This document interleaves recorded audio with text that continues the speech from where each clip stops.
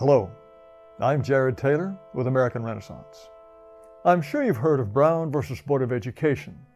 It's the famous 1954 Supreme Court case that banned legally segregated schooling in the United States. The decision is back in the news because the famous plaintiff in the case, Linda Brown, just died at age 76. That makes it a good time to re-examine the Brown decision. The case was about whether it was legal to separate people by race, so long as facilities for them were separate but equal. That was the standard for legal segregation that had been set in 1896. Originally, the liberals on the court, led by Justice Felix Frankfurter, hoped to get the rest of the court to argue that separate but equal violated the 14th Amendment, which guarantees equal treatment under the law to all citizens. But the liberals ran into a problem. When Congress passed the 14th Amendment back in 1866, that very year it established segregated schools in the District of Columbia. Congress at that time governed the district, and so it would therefore be hard to argue that the 14th Amendment somehow banned segregated schools. And throughout the South, school districts were taking the equal part of separate but equal very seriously. By the 1950s, in Virginia, for example, spending, facilities, and teacher pay were essentially the same for the black and the white school systems. Therefore, the NAACP, which brought the case for desegregation, decided to argue that separate systems simply could not be equal. This wasn't a legal argument, and the Supreme Court is supposed to decide matters of law, but the opponents of segregation didn't care. Therefore, the new theory before the court was that segregation hurt the feelings of blacks, and hurt them so badly that it could hold them back for the rest of their lives. But how would you prove that? The NAACP's lawyer was Thurgood Marshall, who later went on to become a Supreme Court justice himself. In his argument to the court, Marshall relied on the work of the black sociologist Kenneth Clark, who had become famous for research using dolls. He showed children a black doll and a white doll and asked them which one they liked better. White children almost always preferred the white doll, but Clark found that many black children attending segregated schools also preferred the white doll. Thurgood Marshall claimed that this was proof that segregation harmed black children psychologically. What Thurgood Marshall did not tell the court is that Clark had also tried his doll test on black children who attended integrated schools, and he found that even more of those black children preferred the white doll. A black child who went to school with white children was more likely to prefer the white doll than a black child who went to an all-black school. If preferring the white doll was proof of psychological damage to black children, then school integration must be worse for black children than segregation. Clark was honest enough to publish his results, and Thurgood Marshall knew about them. He deliberately deceived the Supreme Court. Incredibly, the NAACP's Legal Defense and Educational Fund brags on its website to this day about Marshall's use of the doll studies. It notes that the Supreme Court used the study to conclude that segregation, and I quote, generates a feeling of inferiority that may affect hearts and minds in a way unlikely ever to be undone. Shame. In order to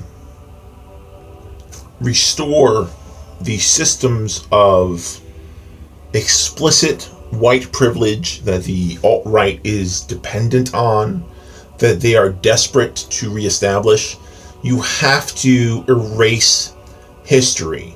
You have to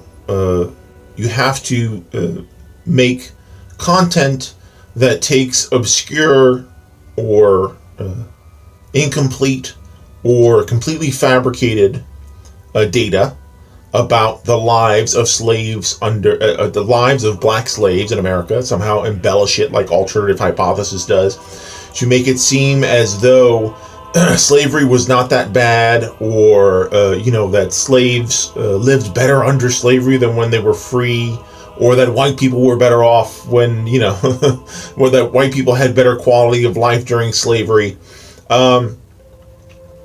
You need to, like Jared Taylor is doing here, you need to revise. You need to revise the history of civil rights in America. You have to revise the narrative. You need to cherry pick, which is what Jared Taylor is doing, a combination of cherry picking data. He is choosing small components of what the Brown versus Board of Education decision was about. He is then puffing them up to make it seem like the entire decision was based on the Clark-Doll study, which submitted for black children. It was a relatively small study using dolls to examine the psychology of children in segregated schools versus integrated schools. It's a little dated by today's standards, but it also wasn't, as is presented here, the be-all, end-all of the Brown versus Board of Ed decision. It wasn't, the Brown versus Board of Education decision wasn't based on what is currently dated social science. Anyone who follows social science knows that social science is more likely to go out of date more quickly than hard science. You are probably going to have to update your psychology textbook way more often than your chemistry textbook. As we learn, it is a little easier to discern the bonds between chemical elements than to have a fixed understanding of human motivations. It's just softer science. So Jared Taylor is doing as he does for the Holocaust with segregation. He is trying to imply, he is using the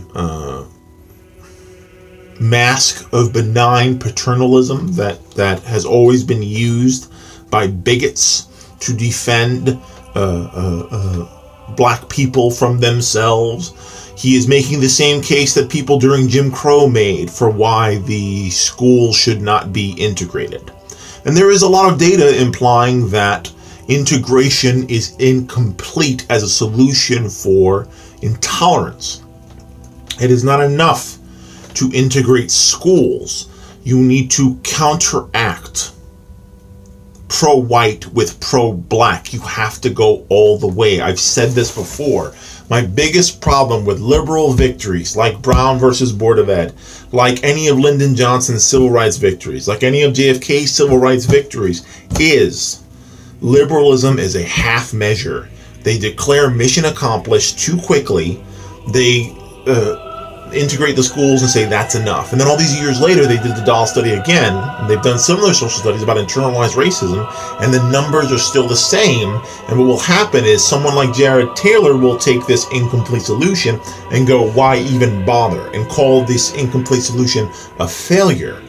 It's integrating schools is the first step. You have to go all the way. You have to integrate pro-black curriculum into your school studies. You need to make sure that the narrative of your school's education is balanced in such a way. It's not just Black History Month. This kind of idea of, we'll give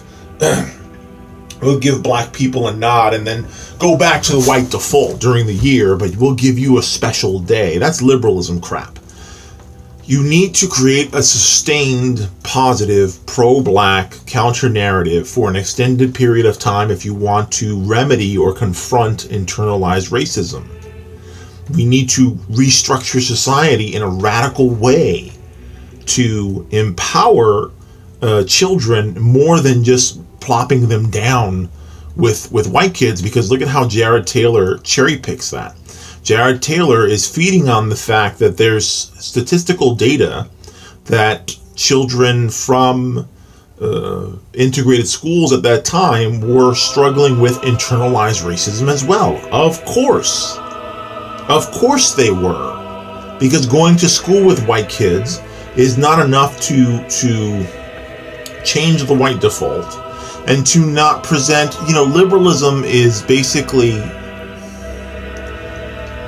liberalism basically takes black people from out of where reactionaries would place them, but doesn't really put them in a position of equality. They kind of put them in a supporting role. So Jared Taylor is trying to pretend that if we restore segregation, we're not doing it for white people. We're doing it for the protection.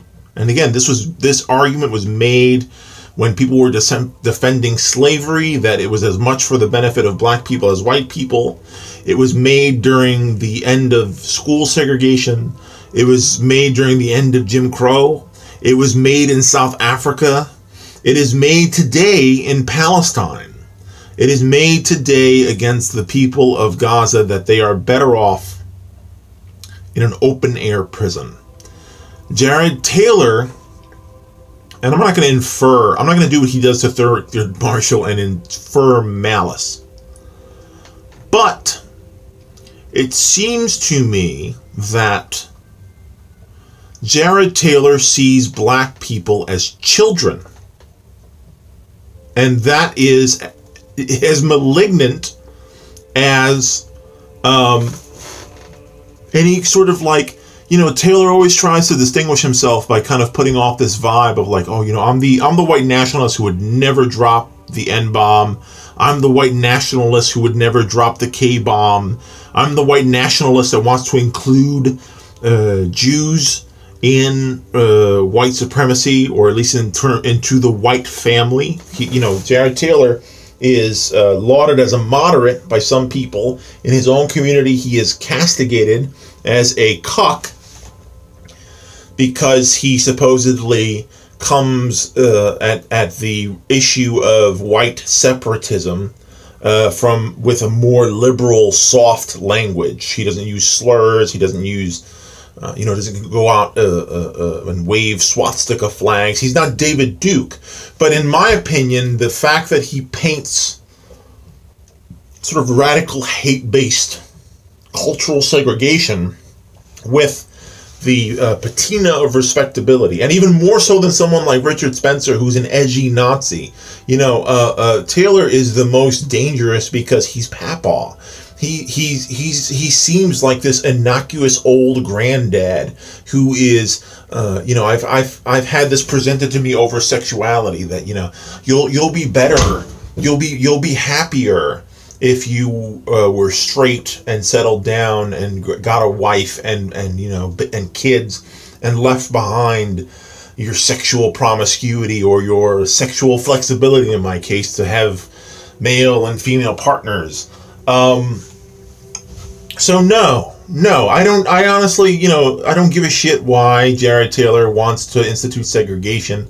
I don't give a shit if Jared Taylor means well. I don't care if in Jared Taylor's mind, this is better for black people.